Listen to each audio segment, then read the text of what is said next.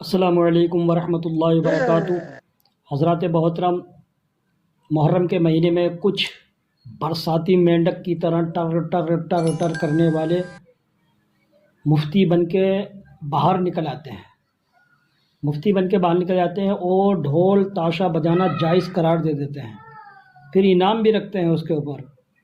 پہلے یہ سید مقیم الرحمانی کا بیان سنیں، ڈھول بجانا جائز ہے یا حرام ہے، اور اس ویڈیو کو ان لوگوں کے پاس شیئر کرنا جو برسات کی طرح محرم کے مہینے میں مینڈک کی طرح باہر نکل کے آ جاتے ہیں۔ وہ ویڈیو کو لائک کر دینا، چینل کو ضرور سبسکرائب کر دینا۔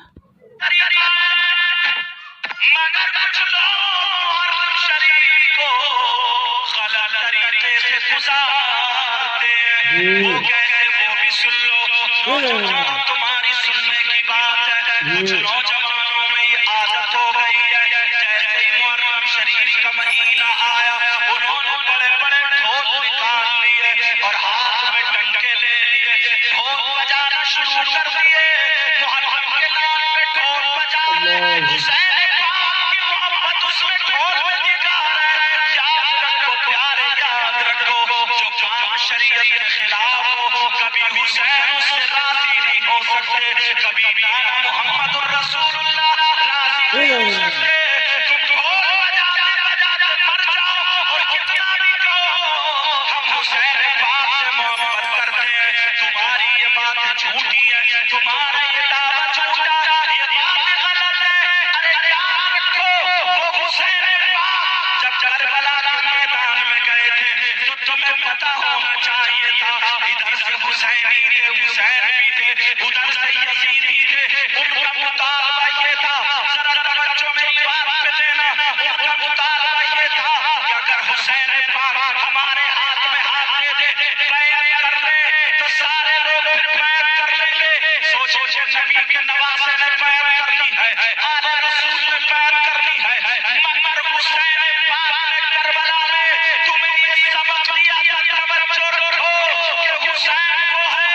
جو اپنے بچوں کو دے سکتا ہے مگر شرابی کے ہاتھ میں ہاتھ نہیں دے سکتا ہے، ڈھول بجانے والے کے ہاتھ میں ہاتھ نہیں دے سکتا ہے، چواری کے ہاتھ میں ہاتھ نہیں دے سکتا ہے، زانی کے ہاتھ میں ہاتھ نہیں دے سکتا ہے، نماز چھوڑنے والے کے ہاتھ میں ہاتھ نہیں دے سکتا ہے۔ حسین پاک نے دنیا والوں کو دکھا دیا، ارے بچے دینا آسان نہیں ہے، بچوں کی لاش پر گھوڑے دوڑوانا آسان نہیں ہے، بچوں کو